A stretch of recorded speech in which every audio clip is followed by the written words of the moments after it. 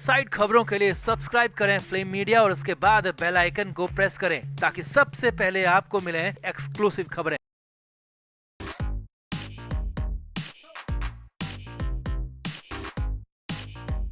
महाराष्ट्र चुनाव के नतीजे 23 नवंबर को आएंगे, लेकिन उससे पहले एग्जिट पोल्स आ चुके हैं। महाराष्ट्र में एग्जिट पोल्स में कई संगठनों की तरफ से एग्जिट पोल आए और ज्यादातर एग्जिट पोल में महायुति की सरकार बनती हुई दिख रही है। हालांकि एक एग्जिट पोल ऐसा है जिसमें महाविकास अघाड़ी की सरकार बनती दिख रही है, लेकिन इसके बावजूद भी ज्यादातर एग्जिट पोल्स में उद्धव ठाकरे गुट का बुरा हाल बताया गया और इसीलिए तो इसके बाद उद्धव ठाकरे बेकाबू हो गए। जी हाँ, मातोश्री के अंदर देर शाम जो हुआ वो हैरानी से भी परे था, क्योंकि पहली बार उद्धव ठाकरे इस कदर नाराज हुए कि इस बार तो अपने बेटे को भी नहीं छोड़ा। जी हाँ, सूत्रों के मुताबिक यही बड़ी खबर है कि मातोश्री के अंदर भारी बवाल हो गया। संजय राउत आदित्य ठाकरे तक को नहीं छोड़ा और कईयों की इज्जत पूरी तरह से उतार दी उद्धव ठाकरे ने। क्यों? क्योंकि एग्जिट पोल्स के अनुमान उनके मुताबिक नहीं थे। तो क्या हुआ मातोश्री के अंदर जब एग्जिट पोल आए महाराष्ट्र के, तो सब कुछ आपको दिखाते हैं, बताते हैं। आप भी इस वीडियो को शेयर करें, कमेंट बॉक्स में अपनी राय जरूर दें।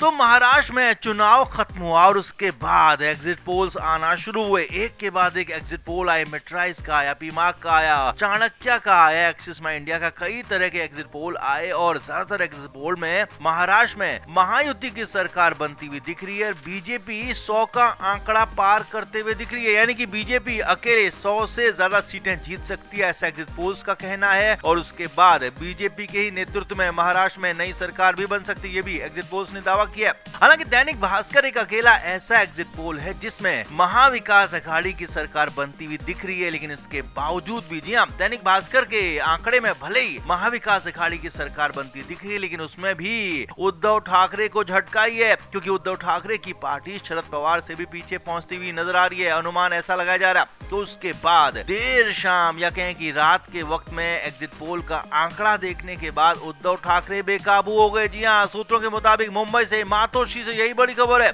मातोश्री में देर शाम सभी नेता और कार्यकर्ता जुटे हुए थे और जो बड़े नेता थे उद्धव ठाकरे के साथ बैठे हुए थे। और उसके बाद जब एग्जिट पोल्स के आंकड़े आए तो उसके बाद एक के बाद एक उद्धव ठाकरे सभी नेताओं पर नाराज होते चले गए, भड़कते चले गए। यहाँ तक कि पहले तो संजय राउत पर पूरी तरह से भड़ास निकाली और संजय राउत को सुनाया गया कि आखिर तुम्हारी स्ट्रेटेजी कहाँ चली गई, आखिर तुम्हारा प्लान का क्या हुआ। हालांकि संजय राउत कहते रहे, समझाते रहे कि अभी एग्जिट पोल्स हैं, आंकड़े हमारे हिसाब से ही आएंगे, आप चिंता मत करिए। और यही नहीं, वहीं पर सूत्रों के मुताबिक आदित्य ठाकरे भी मौजूद थे। उन्होंने भी यही कहा कि आंकड़े हमारे ही मुताबिक आएंगे, 23 नवंबर तक का इंतजार करिए। लेकिन उद्धव ठाकरे इंतजार करने को तैयार नहीं थे।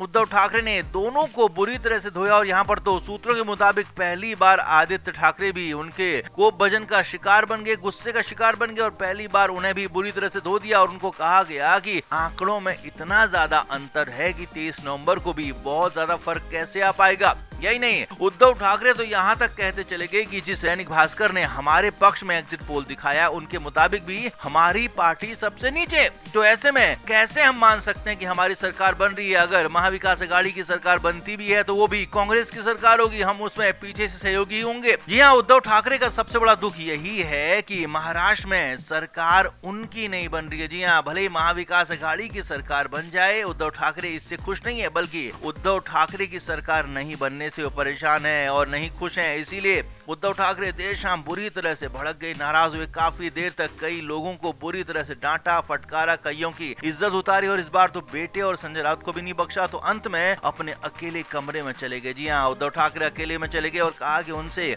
फिलहाल बात करने की कोशिश ना करें, वो अकेले में रहना चाहते हैं, कुछ देर अकेले में रहेंगे और बाद में अपने मन से मुताबिक बात करेंगे। यानी कि उद्धव ठाकरे बेहद ज्यादा परेशान है, हैरान है, क्योंकि उनको इतना अंदाजा नहीं था कि इस तरह की अनुमान एग्जिट पोल्स में आ सकते हैं। क्योंकि महाविकास अघाड़ी के लिए भले ही दैनिक भास्कर सरकार बनाता हुआ दिख रहा है, लेकिन उसके बाद भी उद्धव ठाकरे की पार्टी सबसे नीचे है और कांग्रेस सबसे ऊपर। तो ऐसे में अगर महाविकास अघाड़ी की सरकार बनती भी है, जी हाँ, वैसे तो आंकड़े जो फिलहाल एग्जिट पोल्स के कह रहे हैं उसके मुताबिक महायुति की सरकार बन रही है, लेकिन अगर किसी वजह से महाविकास अघाड़ी की सरकार बन भी जाती है तो भी उद्धव ठाकरे को इससे कोई फायदा होने वाला नहीं है। नाना पटोले इसमें बाजी मार जाएंगे। तो कुल मिलाकर इसीलिए उद्धव ठाकरे बुरी तरह से परेशान है और नाराज होकर अपने ही बेटे पर भड़क गए, संजय राउत पर भड़क गए। तो आपका इस पर क्या कहना है? उद्धव ठाकरे गुस्से पर आप क्या कहेंगे? कमेंट बॉक्स में जरूर बताएं। वीडियो को शेयर भी करें।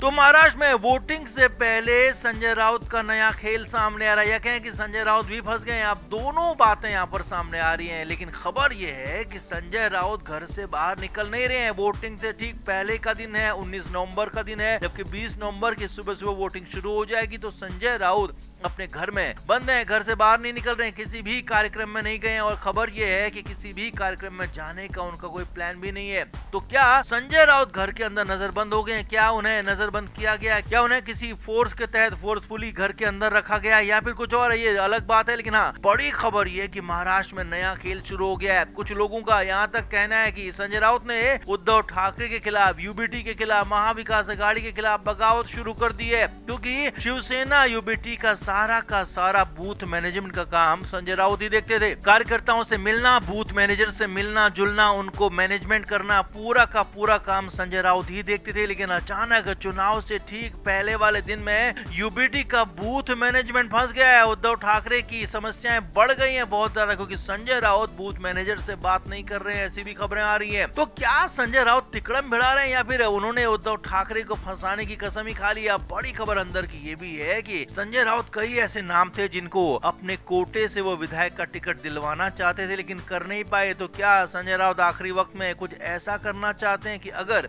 उनके मुताबिक चीजें नहीं हुई तो वो चीजें ही बिगाड़ देंगे? तो संजय राउत पर पहले भी आरोप लगते रहे हैं कि वो उद्धव ठाकरे की पार्टी के अंदर होते हुए उद्धव ठाकरे के ही खिलाफ काम करते रहे हैं। ऐसे कई बार आरोप लगे, और यहाँ तक कि कुछ लोगों ने, शिंदे गुट के कुछ नेताओं ने यहाँ तक कहा था कि उद्धव ठाकरे को संजय राउत खत्म करके ही मानेंगे, और इसकी उन्होंने सुपारी तक ली है। तो क्या चुनाव से ठीक पहले इस तरह से पीछे हट जाना, कैंपेनिंग में न जाना, और यहाँ तक कि बूथ मैनेजर्स को न संभालना, बूथ मैनेजमेंट की कार्रवाई से, बूथ मैनेजमेंट के पूरे जिम्मे से पीछे हट जाना, क्या संजय राउत कोई चाल चल रहे हैं, कोई नया खेल खेल रहे हैं, या फिर संजय राउत ने फाइनली बगावत ही कर दी है? क्या अंदर खाने किसी से मिले तो नहीं है? इस तरह के कई सारे सवाल उठ रहे हैं, खड़े हो रहे हैं, क्योंकि वोटिंग से ठीक पहले दिन संजय राउत घर के अंदर बंद हो गए, घर के अंदर ही सब कुछ कर रहे हैं, या हो सकता है कि घर के अंदर से फोन पर बात कर रहे हो, फोन पर चीजें मैनेज कर रहे हो, ऑनलाइन चीजें, वर्चुअली चीजें मैनेज कर रहे हो। लेकिन ये बातें आपको बता दें कि ये खबर मुंबई से आ रही है सूत्रों के हवाले से कि संजय राउत ने घर से निकलना बंद कर दिया है। संजय राउत पूरी तरह से घर के अंदर कैद है, और वोटिंग से ठीक पहले ऐसा होना कई सवाल खड़े कर रहा है। तो आप, हालांकि उद्धव ठाकरे का इस पूरे मामले पर अभी तक वर्जन आया नहीं है, लेकिन खबर यह भी है कि उद्धव ठाकरे खुद परेशान है, क्योंकि उनकी सेहत ठीक नहीं है, और खराब सेहत के बीच उन्होंने लगातार प्रचार किया था, कई जगहों पर रैली की थी। तो ऐसे में कहीं चुनाव के दिन उद्धव ठाकरे पर भारी न पड़ जाए, और नतीजों के दिन और ज्यादा भारी न पड़ जाए, क्योंकि वैसे भी उनके हालात ठीक नहीं बताए जा रहे हैं। महाविकास अघाड़ी के अंदर भी उनकी कंडीशन तीसरे नंबर की बताई जा रही है। तो कुल मिलाकर उद्धव ठाकरे के लिए हालात बिल्कुल भी अच्छे नहीं है, मुश्किल हालात हैं, और अब आगे क्या होगा ये देखने वाली बात होगी, समझने वाली बात होगी। तो आपका इस पर क्या कहना है? क्या वाकई में उद्धव ठाकरे के लिए मुश्किलें आगे और ज्यादा बढ़ने वाली हैं, या फिर आसान उनके लिए चीजें हो जाएंगी? संजय राउत कुछ और ही कर रहे हैं? आप क्या मानते हैं? कमेंट बॉक्स में जरूर बताएं, वीडियो को शेयर भी करें।